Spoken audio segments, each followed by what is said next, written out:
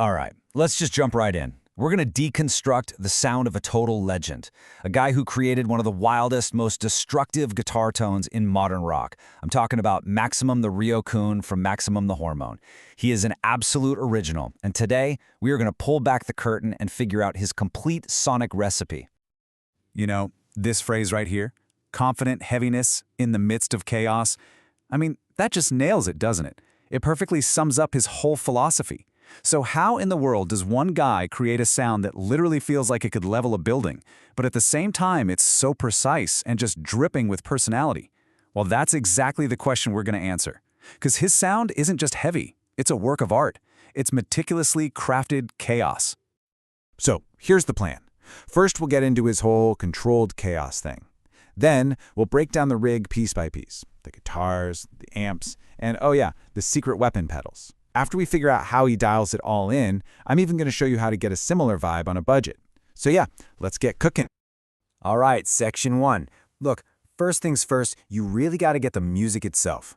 Ryo-kun's genius, I think, is his ability to just smash together wildly different genres.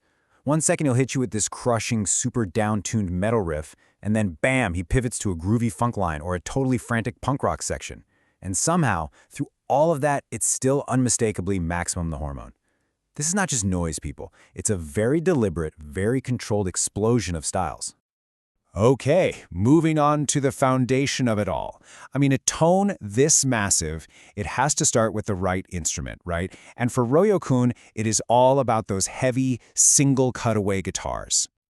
So yeah, his whole sound is really built on these single cutaway style guitars. You know the ones. They're famous for that thick, mid-range heavy sound. In the early days, he was all about the Gibson Les Paul. I mean, it's the original heavy rock machine. He even did this classic mod where he taped down the pickup selector switch so he wouldn't accidentally hit it during their insane live shows. But as the band's music got even crazier, he made a shift over to PRS single cuts. And the reason why is super important. The PRS gives him way better tuning stability, which is absolutely critical for their aggressive style. But here's the kicker. It still delivers that thick, Les Paul-style tonal foundation that he's known for. It's really the best of both worlds. But of course, the guitar is only one piece of the puzzle. To get that truly massive sound, you're going to need some serious firepower. And Ryo-kun, he doesn't just plug into one amp. No way. He uses this whole arsenal of high-gain beasts, and each one brings a totally different flavor of distortion to the table. And his amp choices really show you just how versatile he is. You've got the Marshall JCM 2000, that's for the classic British rock roar you hear on their earlier stuff. Then you've got the Diesel Herbert. I mean, that thing is a modern monster. It's known for its incredible clarity and just crushing mid-range, which is perfect for cutting through a really dense mix.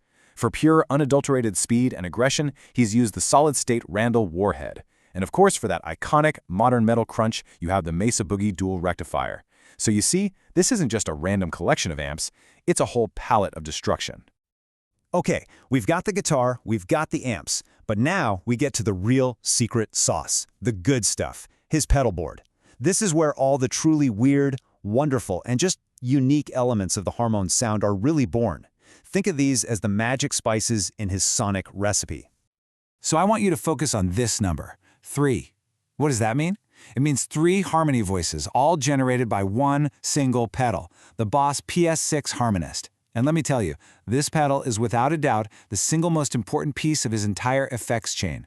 This is what creates those thick, dissonant, almost synthetic-sounding textures that make his riffs just churn and writhe. It's that sound. You hear it and you immediately know, that's Ryo-kun. Now, beyond that crazy harmonist, his board is really built for practicality and power. The Zoom G3, that's his Swiss Army knife. It handles everything from little EQ boosts to even being a backup amp modeler if something goes wrong on stage. Then, for all that high-quality, pro-level delay and reverb, he's got the TC Electronic G-Force rack unit. So what you've got is this perfect mix of signature sound shapers and just plain reliable, roadworthy tools. Okay, so having all this amazing gear is awesome, right? But it means absolutely nothing if you don't know how to dial it in. The final sculpting, the thing that makes it his tone, all happens with his very specific approach to EQ and mixing. This is where the sound really, truly comes to life. Seriously, if you only remember one thing from this entire section, make it this. It's all about the mids. Think about it. You're in a band with two singers and one of the most aggressive bass players on the planet.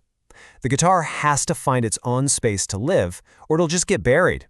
So Ryo-kun makes sure his tone has this incredibly strong, powerful, and clear mid-range that just punches right through the mix without ever getting muddy.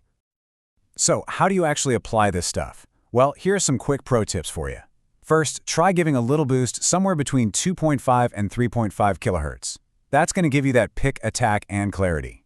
Next, and this is super important, cut your frequencies below 200 Hz. Just get rid of them. You got to leave that space for the bass player to do their thing. Also, please don't just crank the gain all the way up. Keep it under control.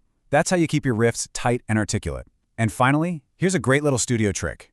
Pan your main guitar slightly to the left in the mix. It just gives it a bit of separation from the bass and creates this huge, powerful stereo image. All right, so you've seen the full-on pro-level setup. That's the dream rig.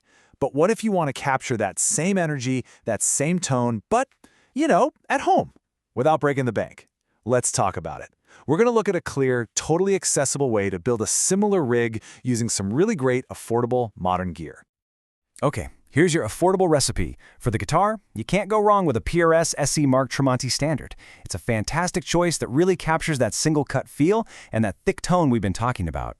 For your amp, the Boss Katana 100 is a modern classic for a reason, man. It's so versatile and it can absolutely get you into that high-gain Marshall-style territory. And for effects, a modern Zoom like the G3N will give you that awesome Swiss Army knife versatility, but, and this is a big but, if you want the sound, you still got to get that Boss PS6. It is just essential, non-negotiable. So there you have it. That's the complete recipe for Maximum the Ryo-kun's guitar tone. But you have to remember, the gear, that's just the beginning. It's only half the battle. We're talking about a guy who famously played a riff in a music video with a fork. A fork! The gear will get you the sound, sure, but the true secret ingredient, it's that fearless, no rules, totally creative and aggressive attitude. So I guess the real question is, you've got the recipe, but do you have the attitude?